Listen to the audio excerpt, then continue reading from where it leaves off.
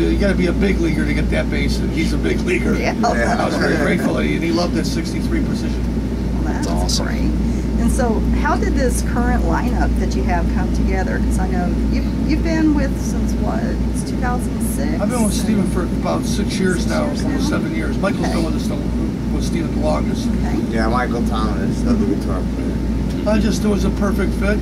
The opportunity was there. When I back in the '90s, I wanted to get Stephen Enough's Enough, and I couldn't get a hold of him. And I wasn't mentally stable enough. And then it just 90s weren't a good decade for me. Yeah. It was good in some ways for him. I have to contradict him at all. I contradict my brother. Yeah. In some ways, it was good because his music was out there. The songs that he co-wrote and played on with Guns N' Roses were very popular. Oh yeah, no, that part was great. It's the extracurricular activities he's referring to. Yeah. The 21st century has been much better to me. Yeah. Well, you look like you're doing great. So you're feeling well now. Take a little nappy. Just taking a little nap. So everything's been good. You're feeling good. And Feel great. well, that's awesome. So now, do you guys? I know you've released a few singles. Do you have plans on doing a full-length album soon? Well, yeah, we recorded 3 songs. We did a couple with Fred Curry from Cinderella, and one with Anthony Fox who did Buck Cherry and Aerosmith. And we thought that was nice, but we can do this too on our own, I think. And then we decided that after we get off this tour, we'll go right into the studio. I'm not going to tell you where it's at because I support it's a secrecy. Don't want to jinx anything. We'll be in the studio with a big leaguer, recording, finishing the rest of the record, and have a whole LP out sometime this year. Oh, Very excited about that. All of us are, Yeah. because we certainly want everybody to know that we stand on our own. Although we'll be playing these songs forever. Right. So since you guys have been around now for a little while, what's your inspiration these days? What do you draw from as far as inspiring you to create new music? I still have the same influences that I listen to every night before we go on stage, which is Queen. Awesome. What trips my trigger is what's happening in the world right now. I really believe this band could be a force to be reckoned with if we make a great record. Times are real tough right now. Mothers and people are working 2-3 jobs a day to support their families. If we can provide just a little open window of opportunity for them to get away from all that bad stuff and be able to look at a good rock show, get away from all the things that are going through right now, I think that's very good for us and good for them. And rock and roll has taken a hit in the last 5 years or so, especially in light of these record companies who have been fucking all of us for 30, 40 years. A chance for us to equal a playing field right now. Go out there and play shows, hawk our merchandise, let people hear our music at the shows. They can't get it on the radio or at the stores, because nowadays your stores are Best Buy and the different kind of Walmarts and stuff. Bands are kind of signing deals with that.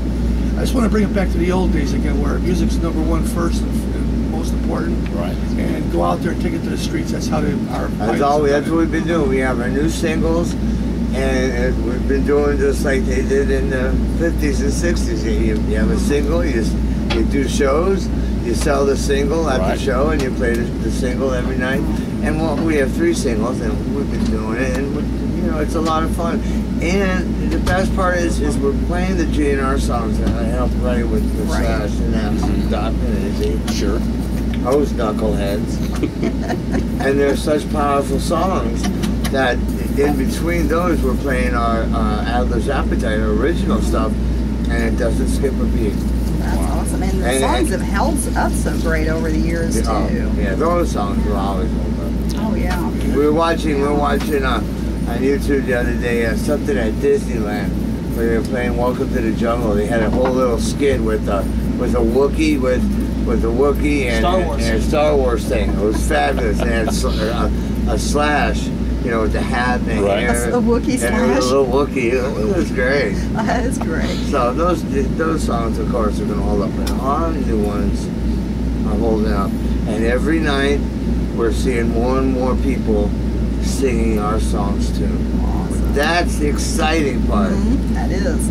Well, and you mentioned YouTube. How do you guys feel about YouTube? Do you feel like, especially, it's a means for bands to get their performances and songs out, or do you kind of see it as a There's when people pros and cons film? to I YouTube. mean, The yeah. great part of YouTube for Steven and the band is people get a chance that they can't afford to see the show. They can just get right out there and see what the band's doing. Or if they can't, not just if they can't afford it, but they can see what they're gonna, see ahead of time. Right. So you get an idea, well, do I want to spend the 10, 12, 20 bucks or whatever to even waste my time to see it? I think it's a great thing. That's the pros. The cons side of it Plus, is that we see so much porn. It's just amazing. in YouTube too. And you a lot of can't stuff knock that's YouTube recorded for is the porn. questionable. Right. See? Michael Thomas and the Goddess. Right there. That's what happened. That's why we're in a rock band right there. That's the main reason he's in a band. Exactly. And the con of it, not to interrupt you, I'm sorry, Steve.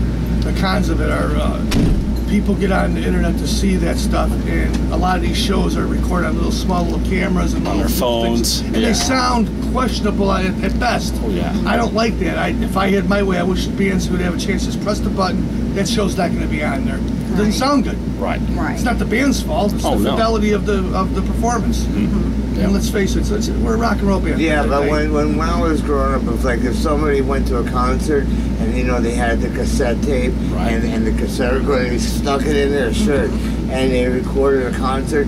That's what I want to hear. Yeah. Oh yeah. I would want to hear. I want to hear that tape. Yeah. Wow, that's so cool. Oh, But now you don't have to sneak in there. You can just do it. You see it. There's Everybody's got it on their there's no phone. perfection in what we do. Yeah. Perhaps pornos are more perfect. At least they're really fucking.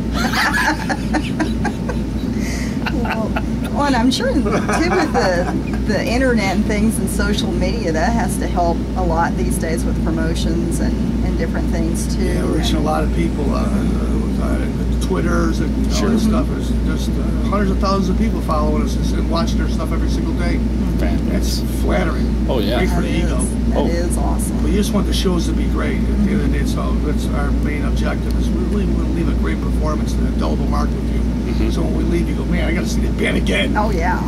That's what it always And they comes go down to. people that after the show they leave and they go on their Twitter or their MySpace and want to hear good stuff. Yep. Yeah.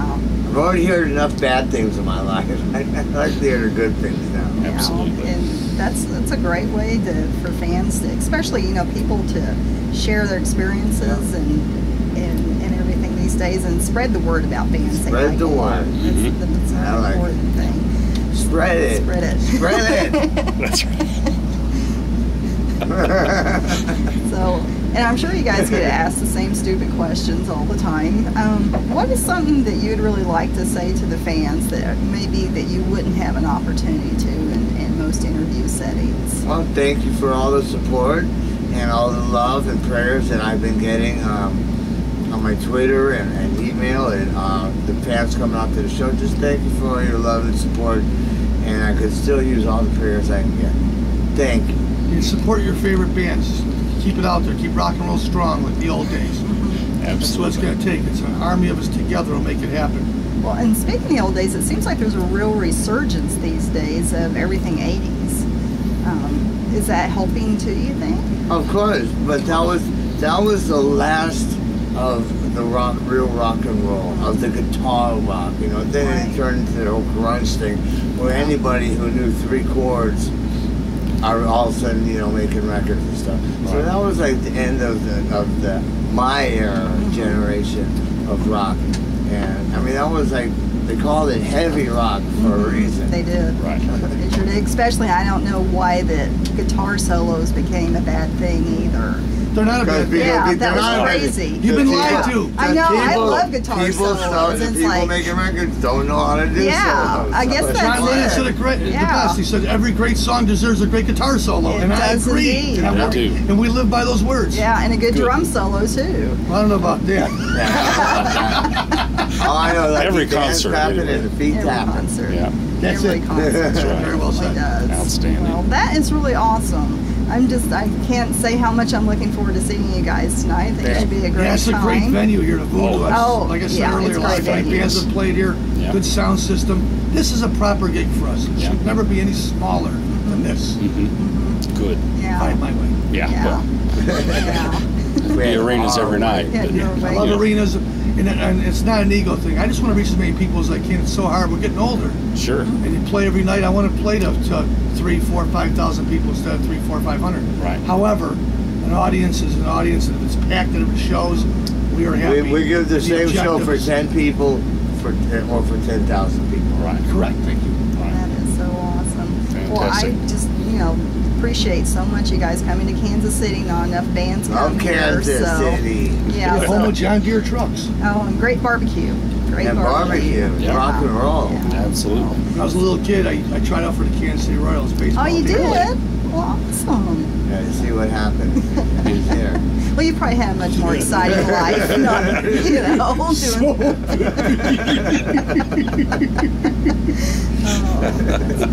Well, This is again, what happened that day he tried out. This is what Right here. happened. Right here. Tremendous punches I take on this. If I took my shirt off, I'm so bruised up right now, verbally. Okay. No, it's mostly around the kidney area. Yeah.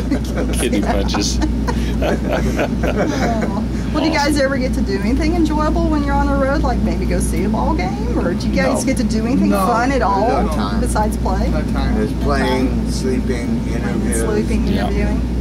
Yeah. Europe's a little different. We go out and do stuff in Europe. We find time to Do you? out there, but here in the United States, it's pretty much a regimen. We have a great publicist, and she has us busy working.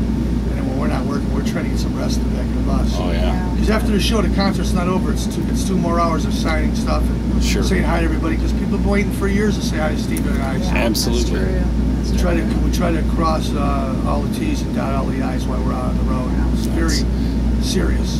Well, we take this We serious. take this very seriously.